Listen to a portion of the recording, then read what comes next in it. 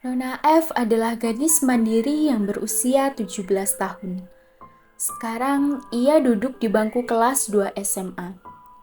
Ayah dan bunda Nona F berada di luar negeri sehingga tidak ada yang mengawasi pergaulannya. Akibat minimnya pengawasan orang tua, Nona F tertarik untuk mencoba obat-obatan terlarang, mulai dari menghisap sabu ketika suasana hatinya sedang sedih. Sekarang, Nona F menjadi salah satu warga binaan di lapas kelas 1A di Semarang karena penggunaan obat-obatan terlarang dan narkoba. Nona F akan mengikuti sidang 1 minggu lagi. Oleh karenanya, perawat akan melakukan pengkajian terkait tingkat kecemasan yang bisa muncul akibat dari kondisi keluarganya.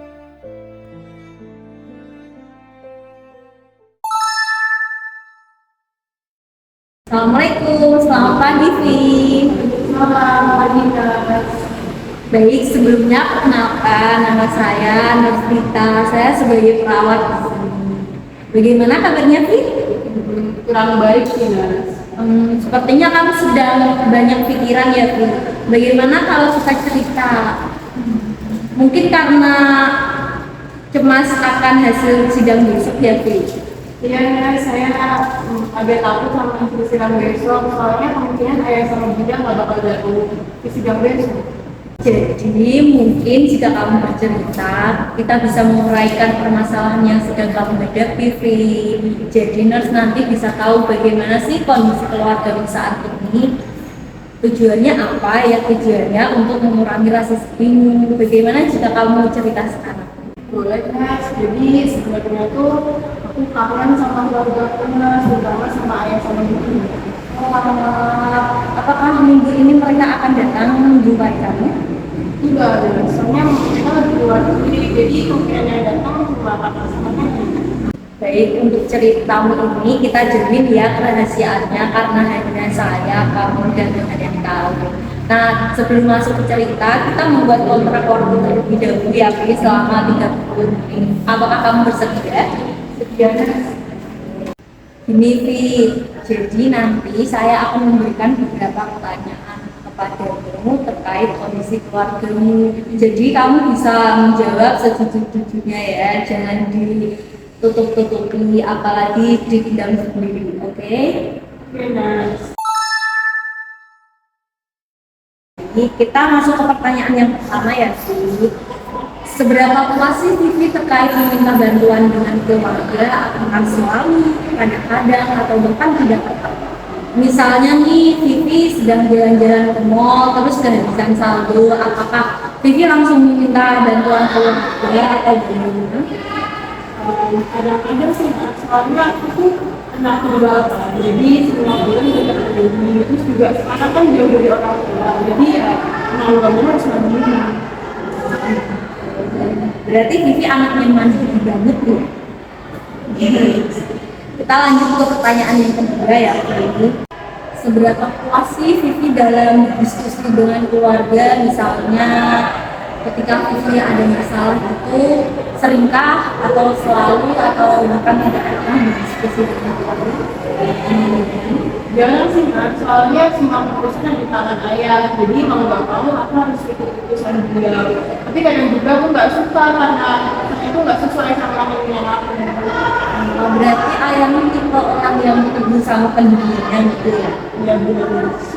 Baik. Kita lanjut ke pertanyaan yang ketiga ya, Vivi. Oh iya, sebelum masuk ke pertanyaan ketiga, kan Vivi jarang ya. Apakah Vivi pernah sih memberikan pendapat gitu saat diskusi keluarga? Memang sih, Mas, waktu liburan kemarin itu ngasih saran kalau satu ini mau kuliah di luar negeri, tapi nggak boleh bersama ayah. Tapi nggak tahu juga alasannya apa, karena nanti tiba-tiba ditolak aja dong. Oke, kita lanjut ke pertanyaan yang ketiga ya, Vivi. Seberapa puas sih keluarga Vivi mendukung keinginan Vivi dalam mencapai sesuatu? Nah, itu tuh selalu, kadang-kadang, atau bahkan tidak pernah. Alhamdulillah sering sih, Mas. Soalnya ayah sama bunda itu selalu mendukung aku, tapi mereka nggak ngizinin aku buat tinggal di luar negeri, jadi aku harus tinggal di Indonesia.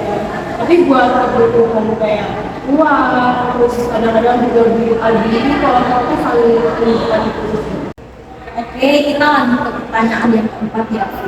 Seberapa puas sih Vivi dengan cara keluarga menerima perasaan yang sedang Vivi rasakan? Misal nih, Vivi sedang sedih, marah, atau sedang kecewa. Nah, mereka tuh selalu atau kadang-kadang atau bahkan tidak pernah dalam menanggapi perasaan yang sedang Vivi rasakan.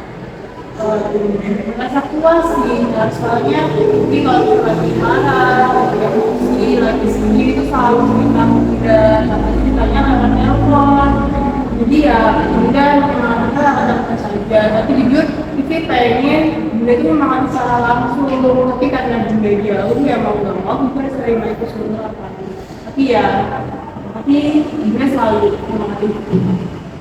Berarti Bunda nggak pernah lupa ya untuk menyemangatin Vivi ya. Oke. Nah, kita masuk ke pertanyaan yang terakhir ya, Vivi, terkait waktu. Seberapa puas sih Vivi dalam menghabiskan waktu dengan keluarga? Apakah dilakukan selalu, kadang-kadang, atau bahkan tidak pernah? Ini sih yang bikin aku sedih kan, soalnya ayah sama bunda itu jarang banget pulang. Mereka pulang cuma akhir tahun, bahkan beberapa kali lebaran aja mereka nggak pulang gitu loh. Jadi di sini aku kesepian, meskipun bunda selalu telepon, tapi kan aku beli kasih sayang secara langsung kan. Kadang aku juga iri sama teman-teman yang lain ya, waktu libur lebaran aja mereka liburan bareng ke Bogor, liburan bareng ke Bandung, sedangkan aku di sini cuma diam sama kakek nenek. Mungkin karena kesibukan mereka ya yang menghalangi mereka untuk pulang ke kampung halaman. Nggak boleh juga. Nah, karena 5 pertanyaan sudah kamu jawab semua, jadi Nes mau hitung nih hasilnya. Tapi Nes mau tahu dong bagaimana sih selama kamu tinggal sama kakek nenek, bagaimana sih perasaannya? Senang sih nggak, soalnya kan mereka yang merawat aku dari kecil, terus aku udah jadi jalan sama kakek nenek, terus kalau misalnya tugas aku tanya sama kakek nenek, tapi aku malah nyari kebahagiaan lain yang bikin aku di sini sekarang. Kayak aku nyesal kenapa aku nyari kebahagiaan yang salah. Nah, meskipun waktu itu aku bahagia, aku merasa senang punya banyak teman, tapi ternyata malah bikin aku di sini.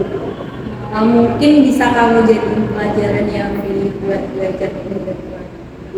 Oke, untuk hasilnya ini menunjukkan 7 nih, Vi. Nah, ini tuh termasuk dalam disfungsi keluarga sedang. Maksudnya gimana ya guys? Jadi artinya hubunganmu dengan keluargamu kurang berjalan dengan baik, Vi. Terus bakal berani buruk sama aku nggak? Iya, betul sekali. Sudah pasti berakibat buruk kepada kamu. Karena di masa-masa remaja seperti kamu ini masih membutuhkan perhatian dan dukungan dari orang tua, Vi.